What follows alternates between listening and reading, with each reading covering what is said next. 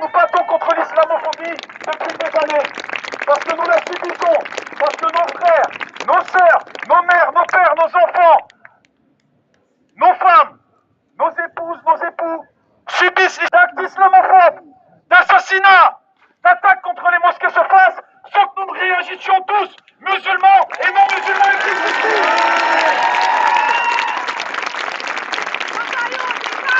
Ce jour si important pour les musulmans, pour entretenir la mosquée et faire en sorte que la prière du vendredi se passe de la meilleure des manières. Et il a eu le cœur si grand qu'il s'est dit, je vais aider cette personne-là à apprendre à prier, puisqu'elle prétendait vouloir apprendre à prier. Et on applaudit ce frère Abou Bakr, on applaudit ce peuple. Inch'Allah, après. Lamine Camara, président de la coordination des élus français d'origine malienne. Tout d'abord, je tiens à vous remercier de venir massivement pour un devoir de solidarité envers Abouakar et toute sa famille, mais également demander que justice soit faite. Si vous vous rappelez... Et maintenant, des tentatives d'attentats, même des attaques à l'arme contre des mosquées, contre des lieux de culte. Mais en plus, on apprend là que des agressions ont eu lieu aujourd'hui. Ce qui s'est passé a libéré encore un peu plus la violence islamophobe dans ce pays. Est-ce qu'on va l'accepter? Non! Est-ce qu'on va accepter cette violence? Non! Nos frères, nos sœurs, nos amis se faire agresser? Non!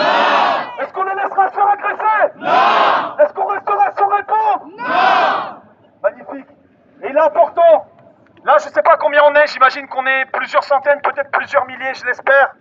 Et j'espère que nous continuerons à nous mobiliser, comme on a pu le faire par le passé, comme on le fait en ce moment pour la Palestine. Parce que dites-vous bien, ce qui se passe aujourd'hui en France n'est pas sans lien avec ce qui se passe en Palestine. Ce qui se passe en France est en lien avec ce qui se passe en Palestine. Palestine vivra! Palestine vivra!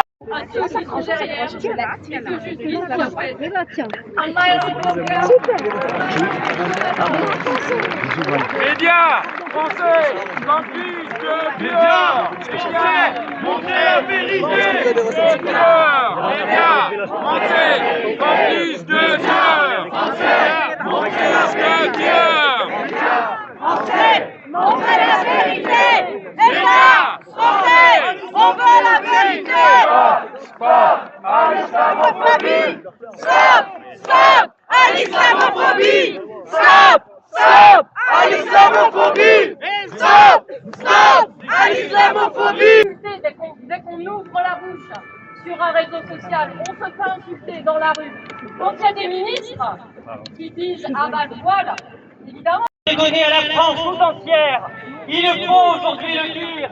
Lorsque l'on attaque un musulman, lorsque l'on attaque une musulmane, c'est la France tout entière que l'on attaque. Oui, Chers amis, j'ai envie de dire aussi, et je compte sur vous pour faire écho à ma voix, honte à toutes celles et ceux qui se prétendent de gauche et qui n'osent pas utiliser le terme islamophobie.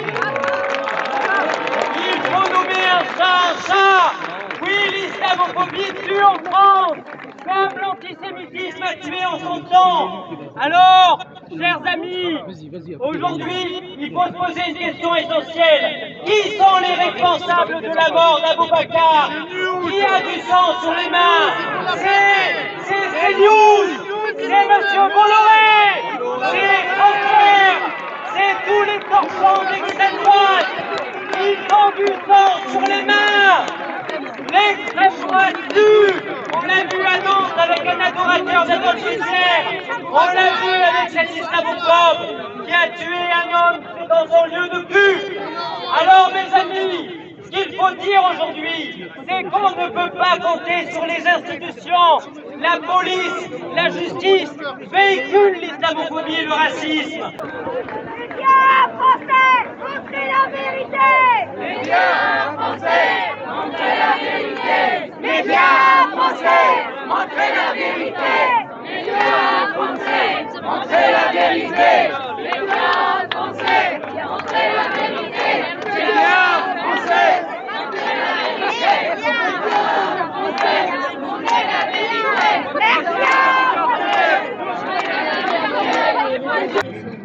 croisé 2 femmes voilées qui montaient dans le train pour nettoyer le train et on voit bien que en fait les femmes voilées, on veut bien qu'elles travaillent et qu'elles puissent éventuellement porter leur voile si elles sont tout en bas de la société, et si elles sont invisibles, mais si elles sont dans des positions où elles obéissent en fait à un métier, voilà, où elles s'exécutent.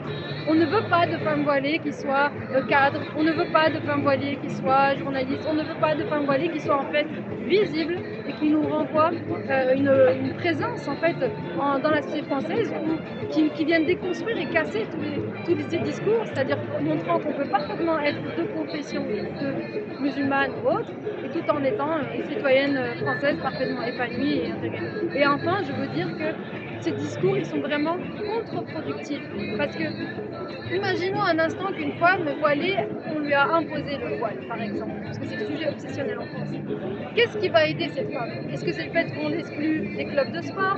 Est-ce que c'est le fait qu'on l'exclue de toutes les formes d'activités professionnelles qu'elle peut avoir? Est-ce que c'est le fait qu'on l'exclue de l'université? Ou est-ce qu'à l'inverse, si cette femme elle est sous emprise, ce qui peut justement la libérer, c'est le fait qu'elle puisse pouvoir être indépendante financièrement, qu'elle puisse poursuivre ses études de manière sereine, le fait qu'elle puisse embrasser un cercle autre que le cercle qui l'oppresse. Et on voit bien à quel point c'est contre-productif. S'il y a des femmes dans les femmes voilées qui sont opprimées et à qui on a imposé une pratique religieuse quelle qu'elle soit, le meilleur moyen pour ces femmes de s'en émanciper, c'est qu'elles soient outillées et qu'elles puissent être totalement autonomes financièrement et qu'elles puissent élargir leur cercle social, se défaire d'un cercle qui les a opprimés. Donc il n'y a rien qui va en fait dans cette politique, si ce n'est qu'elle est menée à des fins purement électoralistes, idéologiques, et on voit bien aujourd'hui le poids de l'extrême droite en France. Donc le jeu de Rotaillot, en fait, il est très simple, il consiste à aller se présenter comme étant respectable auprès de cet électorat raciste, islamophobe, pour pouvoir faire sa place pour les présidentielles. Mais il le fait sur le dos des musulmans. Et là, ce qui s'est passé, cet assassinat islamophobe qui a eu lieu, il y a une responsabilité politique et médiatique. Ce matin encore, quand j'ai pris les transports pour venir, CNews et BFM traitaient de quoi? Des frères musulmans. C'était ça le sujet ce matin.